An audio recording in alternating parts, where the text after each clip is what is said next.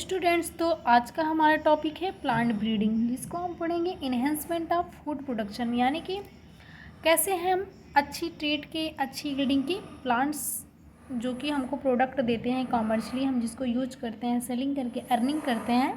तो ऐसे ही प्लांट की ब्रीडिंग हम पढ़ेंगे। क्या प्लांट ब्रीडिंग होती क्या है, इसके ऑब्जेक्टिव्स क्या हैं, इसके टाइप क्या है और इसके स्टेप्स क्या हैं, क्या क्या स्टेप्स फॉलो करके प्लांट में ब्रीडिंग कराई जाती है। ठीक है, ताकि हमको अच्छे ट्रेड के प्रोडक्ट प्राप्त हो सके। ठीक है, तो plant breeding is the purposeful manipulation of qualities in plant to create new varieties with a set of desired character, यानी कि एक डिजायर कैरेक्टर का सेट पाने के लिए हम और नई नई वैरायटीज़ को पाने के लिए हम क्या कराते हैं, प्लांट ब्रीडिंग कराते हैं। ठीक है, manipulation of qualities in plant. क्या है प्लांट ब्रीडिंग? प्लांट ब्रीडिंग एक पर्पजफुल टेक्निक है, उद्देश्यपूर्ण टेक्निक है, जिसमें हम क्या करते हैं, अच्छी क्वालिटी के और नई नई वैरायटीज़ के कैरेक्टर को पाने के लिए ब्रीडिंग कराते हैं प्लांट्स में। ठीक है, यही क्या है, प्लांट ब्रीडिंग है। Plant with higher qualities with are selected, इसमें क्या करते हैं, दो अच्छी अच्छी क्वालिटी के प्लांट्स का सिलेक्शन करते हैं, फिर हम उसमें क्रॉस करवाते हैं पर्टिकुलर ना। तो आइए देखते हैं इसके ऑब्जेक्टिव्स क्या है। तो ऑब्जेक्टिव में to increase the crop yield, इसमें क्या होता है, क्रॉप यील्ड को हम बढ़ाते हैं। To raise plant with desire characteristic, और प्लांट की अच्छी क्वालिटी, अच्छे डिजायर वाले जो हमको अच्छा हो, हाँ कि ज़्यादा मीठा होना चाहिए, कम मीठा होना चाहिए, शुगर केन जैसे हो गया। तो ऐसे ही डिजायर कैरेक्टर पाने के लिए हम क्या करते हैं, प्लांट ब्रीडिंग करवाते हैं। और क्या, to develop disease resistant crop, और डिजीज फ्री क्रॉप को हम डेवलप करवाते हैं। और क्या करते हैं, टॉलरेट एक्सट्रीम इन्वायरमेंटल स्ट्रेस, यानी कि ऐसी क्वालिटी के प्लांट्स को ग्रो करवाना जो कि इन्वायरमेंटल स्ट्रेस को भी झेल सकें। ठीक है, तो यही ऑब्जेक्टिव्स हैं किसके, प्लांट ब्रीडिंग के। आइए देखते हैं टाइप ऑफ ब्रीडिंग।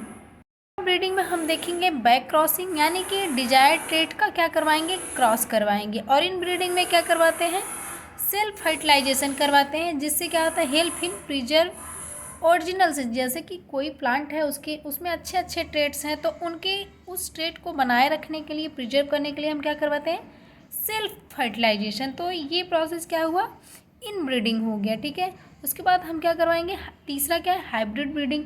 इसमें दो डिफरेंट ट्रेट के डिफरेंट ब्रीड के प्लांट्स के बीच में क्या करवाते हैं, क्रॉस करवाते हैं, जिससे क्या होता है, ऑफस्प्रिंग, नई नई ऑफस्प्रिंग प्रोड्यूस होती है नए ट्रेट्स वाली। ठीक है, उसके बाद हम देंगे म्यूटेशन। म्यूटेशन क्यों करवाते हैं, न्यू वैरायटीज को पाने के लिए। ठीक है, जिसमें हम केमिकल्स, रेडिएशन का यूज करके वेरिएशन करवाते हैं, ताकि ऑफस्प्रिंग में वेरिएशन हो, म्यूटेशन हो। म्यूटेशन क्या होता है, चेंज इन जीन सीक्वेंसिंग ना। उसके बाद क्या है, जेनेटिक इंजीनियरिंग, जैसे जेनेटिक इंजीनियरिंग बीटी क्रॉप को हम, बीटी कॉटन हुआ, बीटी ब्रिंजल हुआ, ऐसे ऐसे प्लांट्स जो है ग्रो करवाए गए। यही क्या है, जेनेटिक इंजीनियरिंग मीडियम से करवाए गए हैं, जिसमें जीन में क्या करते हैं, चेंजिंग करके हम ग्रो करवाते हैं।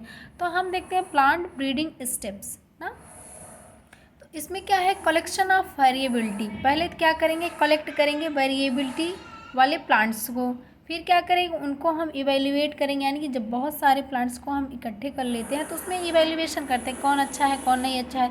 Evaluation and selection of parents plants में दो अच्छे पेरेंट्स प्लांट को सिलेक्ट करेंगे। उसके बाद क्या, cross hybridization among selected parents, तो जो पेरेंट्स सेलेक्ट कर लिए हैं उसमें क्या करवाया जाता है, क्रॉस हाइब्रिडाइजेशन। उसके बाद चौथा स्टेप क्या है, selection and testing of superior recombinant, तो इसमें सिलेक्शन किया जाता है और टेस्टिंग करवाया जाता है सुपीरियर रिकॉम्बिनेंट्स को। ठीक, उसके बाद पांचवा स्टेप क्या है, testing, release, commercialization and cultivar. तो 5 स्टेप कौन कौन से हैं, collection of variability, evaluation and selection of parents plants. उसके बाद तीसरा क्या है, cross hybridization among selected plants. उसके बाद क्या है, selection and testing of superior recombinant. उसके बाद पांचवा स्टेप क्या है, टेस्टिंग, रिलीज, कमर्शलाइजेशन, कल्टीवेशन। ठीक है, आइए हम एक एक करके देखते हैं क्या क्या इसमें होता है। पहले तो स्टेप में कलेक्शन ऑफ वेरिएबिलिटी में क्या होता है, जेनेटिक वेरिएबिलिटी वाले कई सारे प्लांट्स को हम क्या करेंगे, इकट्ठा करेंगे। ठीक है, कलेक्शन ऑफ प्लांट सीड को करते हैं, जिसको हम किस रूप में शेप किए रहते हैं, जर्म प्लाज्म के रूप में। तो वही जर्म प्लाज्म का सिलेक्शन करते हैं, फिर जर्म प्लाज्म में हम क्या करते हैं, इवेल्युएशन करते हैं कि हाँ, जैसे ग्रो करवा के प्लांट्स का देखते हैं, इवेल्युएशन करते हैं कौन कौन सा अच्छा है कौन सा नहीं अच्छा है। उसके बाद उनमें से 2 अच्छे ट्रेड्स वाले पेरेंट्स को सिलेक्ट करते हैं ना। Germplasm evaluate and identify the plant with desired traits, यानी कि आइडेंटिफाई करते हैं डिजायर्ड ट्रेड वाले प्लांट्स को, ठीक। फिर क्या करते हैं, selected plant are multiple use the process of hybridization. Selected plant का मल्टीपल टाइम हम क्या करते हैं, यूज करते हैं, हाइब्रिडाइजेशन करते हैं, ठीक है। जिससे क्या होती है, प्योर लाइन क्रिएट होती है, प्योर लाइन क्रिएटेड डिजायर्ड, यानी कि जिस गुड़ को हम चाहते हैं, जिस स्टेट के प्लांट्स को हम चाहते हैं, जैसे हाई प्रोडक्शन करने वाले प्लांट्स को और अच्छे टेस्ट वाले प्लांट को जिसमें फ्रूट्स वगैरह अच्छे लगें, तो उसको क्या होती है, प्योर लाइन क्या होती है, क्रिएट हो जाती है। किस सिस्टम में, evaluation and selection of parents में। उसके बाद क्या कराएंगे, क्रॉस, अभी तो पेरेंट्स का सिलेक्शन हो गया, उसके बाद क्या किया जाता है, cross hybridization among the selected parent. उन सिलेक्टेड पेरेंट्स में क्या करवाते हैं, क्रॉस पॉलिनेशन करवा के कई बार 1000 100 इतनी बार हम करवाएंगे, जिससे क्या हो, ऑब्टेन डिजायरेबल कॉम्बिनेंट, डिजायरेबल रिकॉम्बिनेंट क्या हो, प्राप्त हो सके।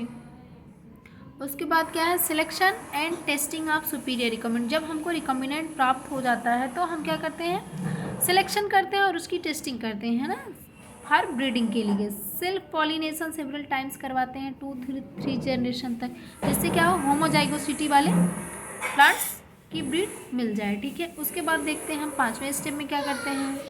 इस स्टेप में हम क्या करते हैं, testing, release, commercialisation, new cultivar. इसमें क्या होता है, न्यूली सिलेक्टेड लाइन जो हमको मिल चुकी है रिकॉम्बिनेंट की पेरेंट्स की, जिसको हम 2 से 3 जनरेशन तक हाइब्रिडाइजेशन करवा चुके हैं, तो उसमें क्या करते हैं, इवेल्युएशन इन रिसर्च फील्ड। इसको क्या करते हैं, रिसर्च फील्ड में हम ले जाके ग्रो करवाते हैं।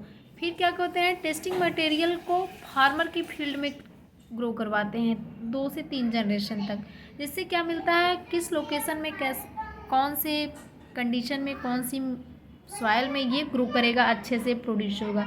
तो सेवरल लोकेशन इन कंट्रीज़ को क्या करेंगे, हम टेस्टिंग करवाएंगे इसकी। उसके बाद क्या होगा, सिलेक्टेड और agronomical zone where crop grown, और कई सारे सिलेक्टेड एग्रोनॉमिकल जोन में हम क्रॉप को ग्रो करवाते हैं। फिर क्या होता है, सीड को सर्टिफाइड किया जाता है। अब ग्रो करवा दिए, हाँ किस किस एरिया में ये ग्रो करेगा, तो वो सारी चीज़ों का सिलेक्शन हो जाता है। फिर क्या होता है, सीड सर्टिफाइड किया जाता है by NSC, national seed corporation के द्वारा, ठीक है, और बाई IARI जो कि इंडियन रिसर्च एग्रीकल्चरल इंस्टीट्यूट है, ठीक है।